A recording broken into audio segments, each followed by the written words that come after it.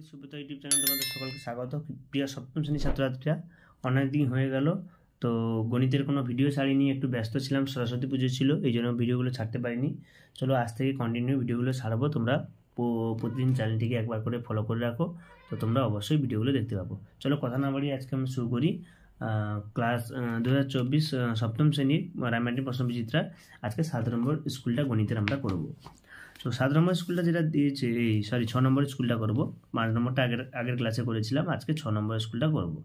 6 নম্বর স্কুলে যেটা দিয়েছে কন্টাই মডেল ইনস্টিটিউশন, এটা হচ্ছে পূর্ব মেদিনীপুরে একটা বিখ্যাত স্কুল, যেটা খুব সুন্দর রেজাল্ট হয় মাধ্যমিকেও, প্রচুর পরিমাণে স্টার যায়, লেটার যায় এবং মেরিট লিস্টে নাম আসে। তো চলো কথা না বাড়িয়ে 1.25 টাকা 10 টাকা শতকরা কত হবে হিসাব করি। তো এখানে দেখো কী করেছি, 1.25 10 টাকা শতকরা, 1.25 বাই 10 টাকা যেহেতু শতকরা বলছে, 10 টাকাটা নিচে থাকবে এবং শতকরা মানে 100 দিয়ে গুণ, কাটাকাটি করলে কত হবে দেখো, 0 কাটবে, 10কে 100 এটাতে গুণ করলে কত হবে 12.5, অর্থাৎ 12.5 টাকা। অর্থাৎ বিদ্যাগের অপশানটা হবে সঠিক, বিদ্যাগের অপশানটা হবে সঠিক, বইতে দাগ দিচ্ছি না, এত পার্সেন্ট, তাই তো বিদ্যাগের অপশানটা সঠিক। পরেরটা -1 হোল টু দি পাওয়ার -23 আর -1 হোল টু দি পাওয়ার -3। মনে রাখবি, কোনো সংখ্যার মাথায় যদি মাইনাস ও বিজোড় সংখ্যা থাকে তাহলে সেটা মাইনাস হয়, আবার যদি 1 এর মাথায় থাকে তো আরও সুন্দর। তাহলে দেখো, যদি বিজোড় সংখ্যা তাহলে -1, এটা বিজোড় সংখ্যা -1, -1 মানে কি -2, তাহলে অপশান ডি দেখে সঠিক, অপশান ডিটা হবে সঠিক। শূন্যস্থান পূর্ণ এর সঙ্গে কত গুণ করলে, এত সরল করলে -1 হবে। এখানে তো এক্স ধরে নিয়েছি, তাহলে এর সঙ্গে এর গুণ করেছি, দেখো প্লাস মাইনাস, এখানে করে দিচ্ছি -12, এর ওদিকে গেলে কত +12, তাহলে কত হচ্ছে +11, অর্থাৎ এই জায়গাটা যদি +11 হয় তবেই এটা স্যাটিসফাই হবে। পরেরটা কি বলেছে দেখো, এটা প্রথম সমানুপাতি বার করতে বলেছে। তো আমরা কি জানি, এটা থাকলে ক্রমিক সমানুপাতি এটা বাই এটা, এটা বাই এটা, সেটাই করেছি। তো এখানে 7 কেটেছি, 7 × 14 7 × 49, তাই তো, এর সঙ্গে এর গুণ, এর সঙ্গে, তাহলে এর সঙ্গে এর গুণ করলে কত হবে 7 × 2 = 7 7 49, তাহলে 7x, তাই না, 9 হয়ে গেছে। 7x সমান কত 14, তাই তো, আর 7 2 7 2 × 14, তাহলে কিন্তু x এর মান কত 2। হার্দিক পান্ডিয়া ও রবীন্দ্র জাদেজা রানের সংখ্যার অনুপাত 4:5 হলে এবং রবীন্দ্র জাদেজা রান হচ্ছে 65 হলে হার্দিক পান্ডিয়া রান সংখ্যা কত, ওই ইনিংসে দুজনের মোট রান সংখ্যা কত। মনে রাখবে, এটা বলে রাখি, আমার সবচেয়ে ফেভারিট প্লেয়ার হচ্ছে হার্দিক পান্ডিয়া। T20 ফরম্যাটে খুব সুন্দর ক্যাপ্টেনশিপ করে, বোলারও ভালো করে এবং ব্যাটিংও ভালো করে। তো আমি IPL-এ সর্বদাই গুজরাটকে সাপোর্ট করি, যবে থেকে গুজরাটের টিমটা এসছে গুজরাটকে অবশ্যই সাপোর্ট করি। তো এবছর খুবই দুঃখের, কারণ গুজরাটে হার্দিক পান্ডিয়া খেলতে পারবে না।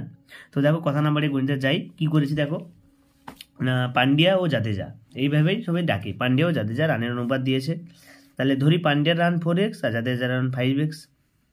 তাহলে এটা কি না, এর রানটা দিয়ে দিয়েছে, জাদেজার রানটা 65, তাহলে 5x = 65, তাহলে এক্সের মান কত 13, তাহলে হার্দিক পান্ডিয়ার রান কত 13 × 4 সমান কত 52, তাহলে দুজনের মোট রান কত, এর রান কত হয়েছে না, এর রান হচ্ছে কত 65 আর তার রান কত 52, যোগ করলে কত হবে 117, তাহলে দুজন মিলে কত রান করেছে, সেঞ্চুরি করে এবং 17 রান এক্সট্রা করেছে। পরের প্রশ্ন কি বলেছে দেখো, 119 পেজে একটা সরল করতে বলেছে সূচকে। দেখো সরলটা আমি করেছি এখানে সুন্দর করে, এখানে 2 এর মাথায় স্কোয়ার নিয়ে এসেছি 4টা, তো গুণ করেছি 3 × 6, 2 এর মাথায় 6 আছে, এটা 1 হবে, এটা উপরে গেলে দেখো -1 হবে, এটা গুণ করলে -6, এটা যেমন আছে তেমন, দেখো মাইনাস আছে +4, 3টা উপরে যাবে, 2টা এটা যোগ হবে 0, এটা উপরে গেলে কত 2, তার এটা 1 × 3 ² 9 = 9, অ্যান্সারটা কত আসছে 9। ভালো করে দেখে না বুঝতে পারলে কমেন্টে বলো, আমি ভালো করে আবার একবার বুঝিয়ে দেবো। অথবা নির্ণয় সরল ফল কত হবে 9। পরেরটা কি বলছে দেখো, 4 অঙ্কের কোন বৃহত্তম সংখ্যা এত এত দ্বারা বিভাজ্য হবে নির্ণয় করি। এটা খুব সোজা। তো 4 অঙ্কের বৃহত্তম সংখ্যা কীভাবে হতে পারে দেখো, তবে করেছি দেখো, প্রথমে লসাগু করবে কত 300, তাই তো, তাহলে 300কে দিয়ে এইটাকে, এই যে সংখ্যাটা দিয়েছিল 4 অঙ্কের বৃহত্তম পূর্ণবর্গ সংখ্যা, সেটাকে লিখবে, সংখ্যাটা নির্ণয় করতে হবে। তো এটা করলে দেখো কত পাচ্ছি 33, তাই তো, তাহলে সংখ্যাটা এই যে 99টা যদি বিয়োগ করে দিই তাহলে তো এটা পেয়ে যাবো না, এ তো নিচে 4 অঙ্কের বৃহত্তম সংখ্যা তো এইটা, এর থেকে নিচে পূর্ণবর্গ সংখ্যা তো এইটা 9900, তাই না, এটাই পূর্ণবর্গ সংখ্যা। তাহলে 4 অঙ্কের বৃহত্তম পূর্ণবর্গ সংখ্যা কত হবে, এইটা 4000, এই বৃহত্তম সংখ্যা কত হবে 9900, যেটা আছে এটা দ্বারা বিভাজ্য। ভালো করে কমেন্টটা দেখে নাও, না বুঝতে পারলে আমাকে কমেন্টে জানাবে। পরেরটা কি বলেছে দেখো, আর ত্রিভুজের বাহুগুলো এত এত দিয়েছে, তার পরিসীমা কত। একদম সোজা করি, পরিসীমা মানে কি বাহুর যোগফল। তাহলে ওখানে একটা ত্রিভুজের 3টে বাহু দিয়েছে, পরিসীমা কত যোগ করে দিয়েছি। এক্স স্কোয়ার, এখানে 2x² বিয়োগ করলে কত x² হয়, 5x - 5 কেটে গেল। 4 আর 1 যোগ করলে 5 আর 1 যোগ করলে কত হবে 6, এটা কত হবে 6। ওকে, আচ্ছা এবারে 5এরটা কী বলেছে দেখো। 5এরটা যে এত এত গুণের বিচ্ছেদ নিয়মে চলে দেখো। তো প্রথমে এটা করেছি আমি, তো তারপরে দেখো এইটা সমান এইটা হতো, এটা পরের লাইনে করেছি গুণের বিচ্ছেদ নিয়ম মানে ওটা ভেঙে এটাকে এদিকে একবার এর দিকে একবার এরকম করে বিচ্ছেদ নিয়মে করলে দেখো সেই একই অ্যান্সার আসে। এই দুটো অ্যান্সার একই, তাহলে আমি বলতে পারি এইটা সমান এইটা। ওটাই লিখে দেবো, এইটা এই লাইনে একই লাইনে হতো, এইটা সমান এটা ধরবে না বলে আমি নিচে লিখেছি। অর্থাৎ এইটা সমান এটা প্রমাণিত, বিচ্ছেদ নিয়ম মেনে চলে।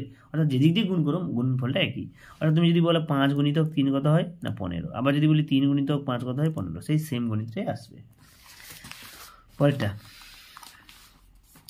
একটা বিদ্যালয়ে ক খ গ অনুপাত দিয়ে দিয়েছে, মোট ছাত্র সংখ্যা দিয়েছে, তার মধ্যে কতজন আছে, কিছুদিন পর গ আরও 4 জন নিয়ে ভর্তি হলো, তারপরে কত হবে সংখ্যা অনুপাত করতে হবে।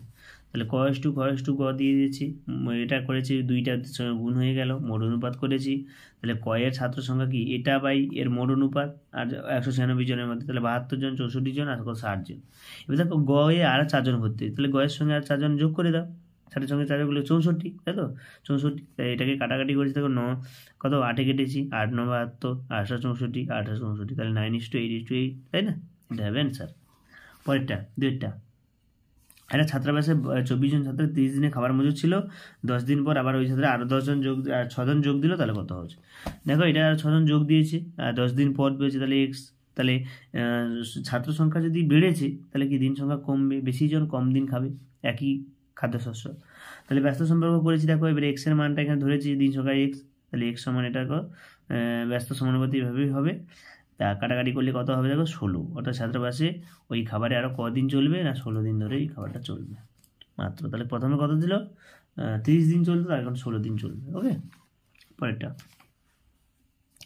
স্কেল ও পেন্সিল সবসময়কে 4 ভাগে ভাগ করতে বলেছে। এটাকে আমি বলে দিচ্ছি, প্রথমে একটা 9.6 আঁকা টানবে এখানে, তাই তো।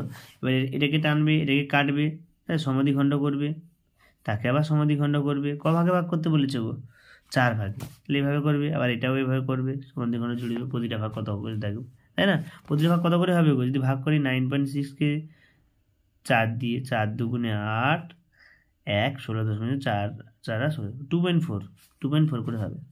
স্কেল 45 ডিগ্রি কোণ, 45 ডিগ্রি কোণ কী করে আঁকবো, প্রথমে একটা আকার টেনে নেবো, 90 ডিগ্রি কোণ আঁকবো, তাই না, বৃত্তচাপ করে 90 ডিগ্রি কোণ আঁকবো, তাকে অর্ধেক করলে 45 ডিগ্রি হয়ে যাবে।